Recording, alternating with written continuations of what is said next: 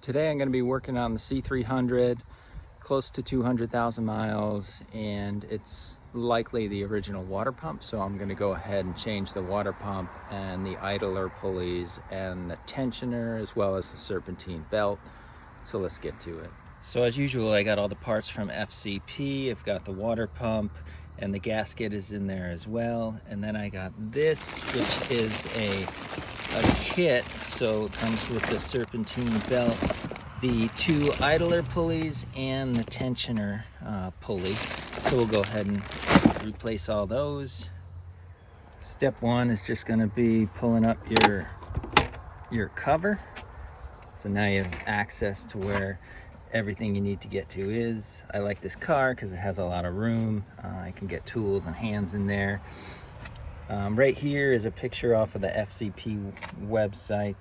When you go to the bottom, after you pick the tensioner kit, it actually has this picture, and you can move it's a 3D model, so you can move everything and rotate it so you can see. So I just printed it out so I could make sure I get the serpentine belt pattern right for when I route it back, and this is matching what I have on there now, so that's great. Right here is the water pump, so if you look here, that would be that's the water pump, and the idler pulleys we're going to change are this one, and the tensioner pulley down here. So in order to remove the belt, you've got to take the tension off the tensioner pulley. So right here, it's tough to see, right underneath the belt, there's a 17mm bolt, I guess, but it's not really a bolt because it's part of the housing. So you go ahead and you get your wrench out and you put your 17mm on there, and you're going to want to turn it to the left, so that way it loosens up the tension. So here it is, ratchets on, turn it to the left, tension comes off of the belt as the pulley moves to the left as well. So I'll need two hands to take it off, but just sharing. I'm going to go ahead and start with the first idle pulley, which is the one at the top here. So this is a E12 socket. There you go, the sockets that are like the reverse torque bits. And then this one over here is going to be a E14. All right, so I got the first, oops, left that washer on there. I got the first idle pulley off, and now the second one was right here.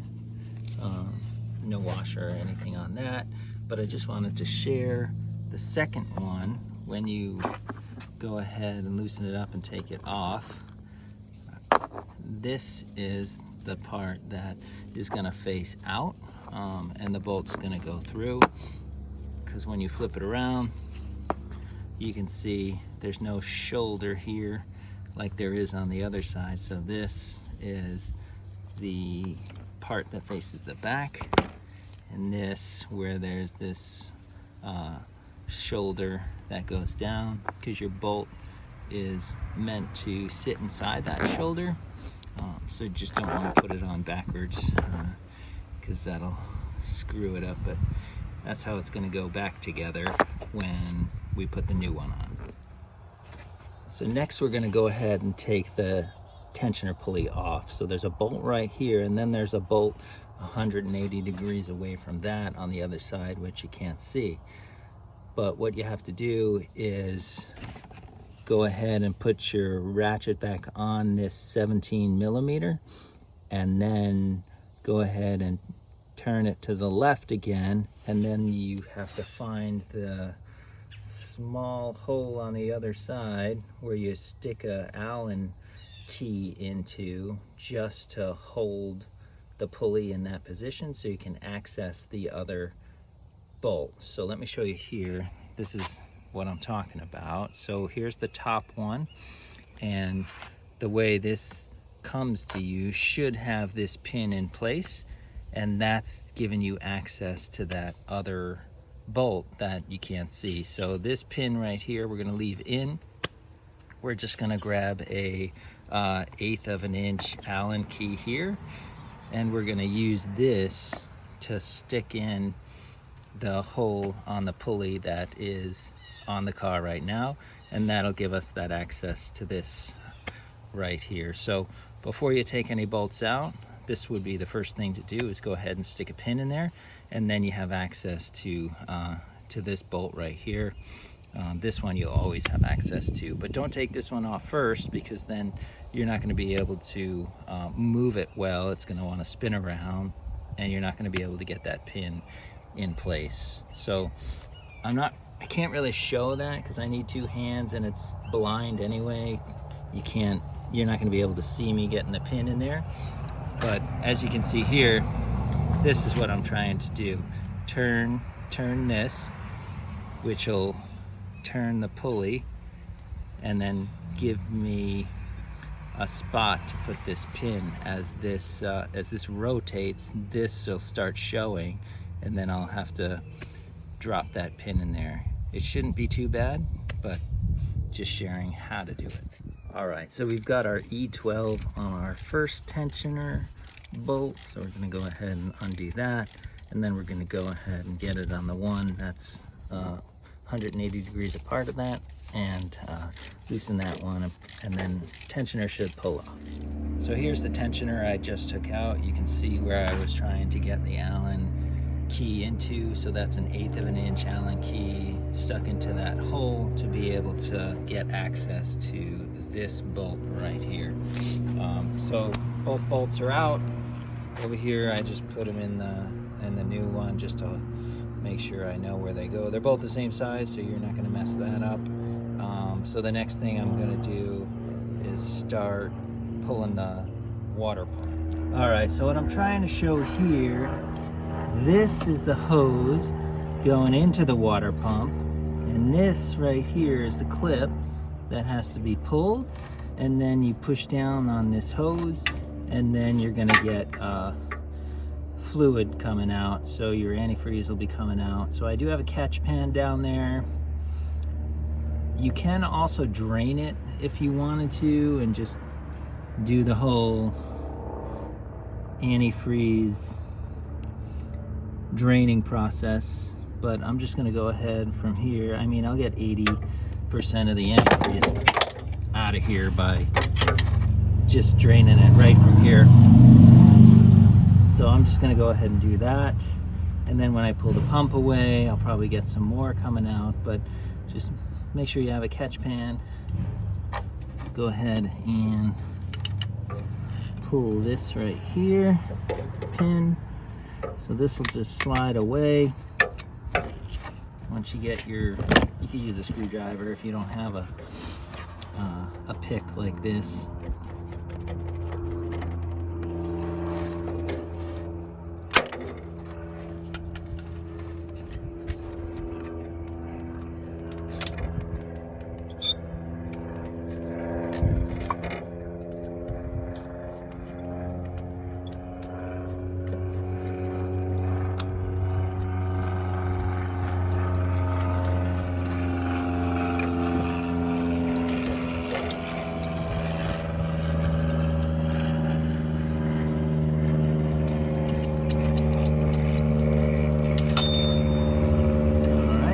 Should be enough, and then I can push down on the hose, and there you go.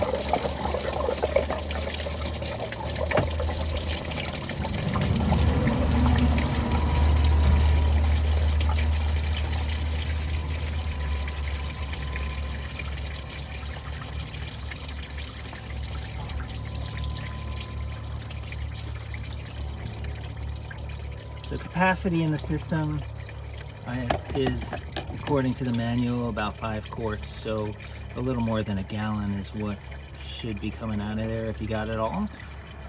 But of course there's still some in there, so likely you'll just need another gallon to put back in. So now we're going to start attacking the water pump itself and taking that off. So there's quite a few bolts holding the water pump on. I'll show you with the new water pump right here. So here's the idler pulley we took off, and you can see there's a bolt gonna be there, a bolt gonna be here, a bolt will be here, This is the other idler pulley we took off. And then you're gonna have a bolt, a bolt, a bolt, a bolt, a bolt here, a bolt here, and a bolt here. I'll have to see if there's a bolt here, not too sure. We'll take a look, but quite a few bolts. E10 and E12 are the different sizes. So as I go ahead and pull them off, I'll make sure I grab all the right ones, and I'll double check the lengths too, because I want to put them back in the right spot. I went ahead and pulled all the E10 bolts, so then I just put them in here so you could see where they are. Mostly on the right side here, but then there's two, this one and this one as well, on the left side. And there is nothing in here, so we don't have to worry about finding a bolt there. But now I'm going to switch over to the E12s and go ahead and pull all the E12s, and then I'll show you where those are. So I went ahead and pulled all the E12 bolts. So all the E12s are the long ones that you can see sticking out here. And then, as I showed before, all the other ones were the E10s. So with all the bolts out of the way, you got to go ahead and pull the water pump away from the engine block here. So what you can do, maybe if you have a pick thing, you can get in there and try to grab the back side of it. I think there's a little hole here and this little flange thing. When it's on the engine, you can actually get behind there. So I'll probably try to pull from that spot while also pushing down on the pulley so it can come away from us. So I'll go ahead and do that. I don't think I can get that on video, but that's how I'm gonna attempt to do it. All right, just wanna share, there is a bolt here. So I wasn't able to feel it before, but there is a bolt there. So I got all the bolts off, and then I was having a little trouble. It felt like it was hung up down there. It would turn a little bit, but then there definitely wasn't pulling off. So I took my video and looked down there, and sure enough, I did end up seeing it. So it's actually right in here between, really close to both the pulleys. There's not a lot of room. So what I did was I used this is a 1/4 inch ratchet and an 8mm 1/4 inch. There were some videos online where other people used 8mm deep sockets on a 3/8 ratchet, so that probably works too. But that was the only way I could get in there and reach it. The normal E10 is too fat to get in there. So that's the last bolt that I had to get, and now I should be able to pull this right off. So pulling that last bolt did it. Now the water pump pulls away. The bolt's still in there, so I just got to be careful that I don't drop it. And I see the gasket too, so I'm going to go ahead and pull this out of here and take the gasket off. So I pulled the pump. Now you can see, so the gasket was riding all along here, so I'm gonna have to go ahead, clean that up a little bit. So you could use a little flat razor blade that could clean that up, or if you have a gasket scraper, you could go ahead and use that. It's kind of a tight space, so I think the little razor blade will work good at getting in there and cleaning a lot of that off. Here's the old gasket. I just set it on top here. And here's the old pump. So the bolt that I was talking about, this one was giving me, I couldn't see it, so it was still there when I was trying to take it off. But once I, right down here, once I popped that off, it was fine, came right off. So let me clean up again the gasket sealing surface, and then I'll get to mounting the new water pump. So here's the new water pump, the back side, and the gasket's gonna go on. The gasket could only go one way, but you just mount up the gasket to the holes. Something that I'm gonna do to hold the gasket in place while I put this back on. So I'm gonna put a little Vaseline where the gasket is gonna sit on the surface of the pump here, and then put the gasket on. So that'll actually hold the gasket in place. It's not gonna harm anything inside the engine or the cooling system. And then I should be able to put it in without the gasket moving all over the place and keeping the holes lined up. Okay, so there it is, a little bit of Vaseline holding the gasket where it needs to be. I'm just gonna go ahead and pick this up, line it up, and grab 2 of the bolts, probably one towards the top and one towards the bottom. I think I'm gonna go with these 2 long ones, this one here and this one here, and start those in, and then go ahead and get all the others. So I just have it held in with a couple bolts right now, just to make sure the gasket was lined up. And I'll go ahead and put all the other bolts in and just tighten them down a little bit, not too much, but then when I go ahead and check the torque on them, so the larger ones are 18 foot-pounds, what they should be torqued to, so those are the E12s. So I'll go ahead and start with those, and then I'll check on what the torque should be for the E10s. So I got all the larger bolts torqued down to 18 foot-pounds. Now I'm going to go ahead and torque down all the smaller E10s to 15 foot-pounds. So now the pump is in place, got it all torqued down. Now I'm going to work on putting the 3 pulleys back on, the 2 idle pulleys and the 1 tensioner pulley. Now I'm going to go ahead and put the hose on. So I should be able to just grab the hose and push it up and into place, and then it should lock in.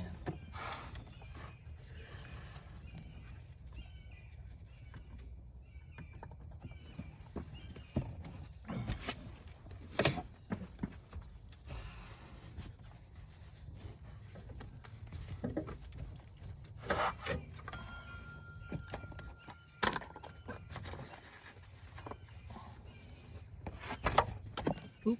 Alrighty.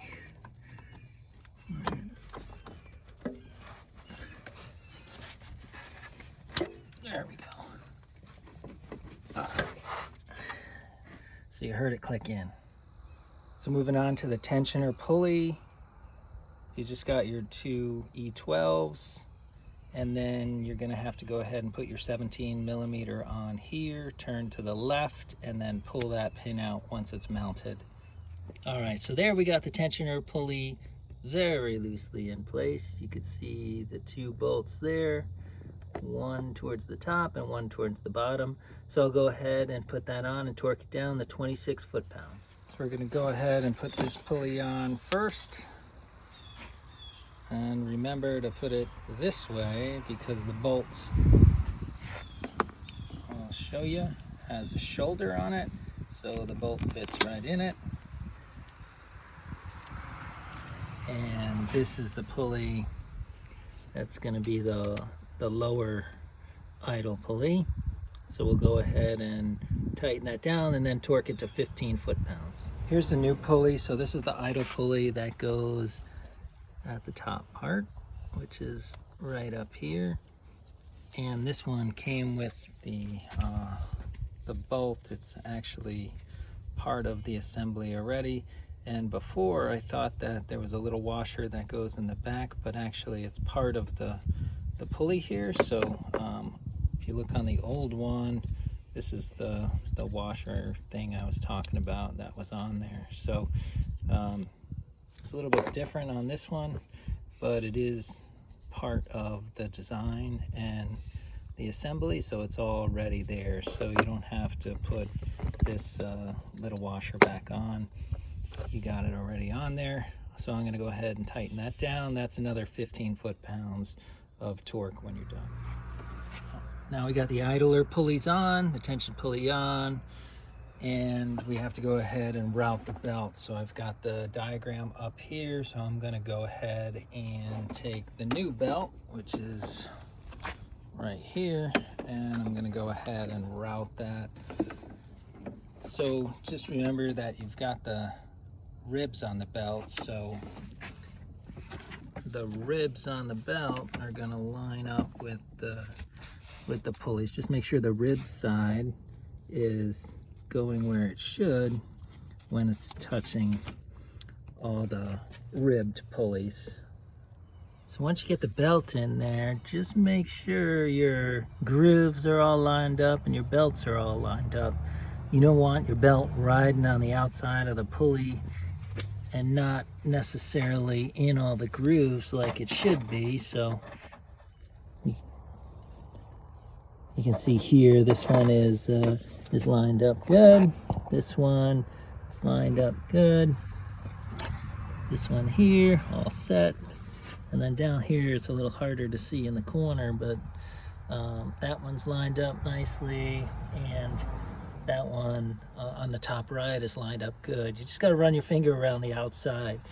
The best thing to do is just to do a quick feel, make sure the belt isn't on this lip and it's actually in the grooves the way it should be for these grooved pulleys.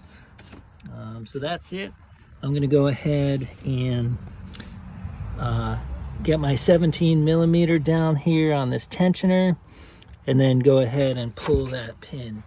So once I pull that pin, the belt will snug up and the tension will be proper on the belt. So I pulled the pin on the tensioner, and now the belt is nice and tight.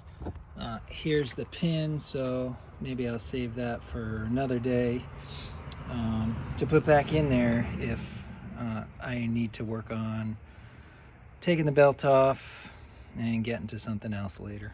All right, last step in the process after the belt is on is going to be to go ahead and fill up the reservoir again. So right now I'm going to go ahead and take my G48 antifreeze, pour it in there, and then once it says it's full here, then I'm just going to go ahead, turn the car on, run it for about 10-15 minutes, bring it up to temperature, and then let it cool down a little bit, open this up and check it one more time, and I should be good to go.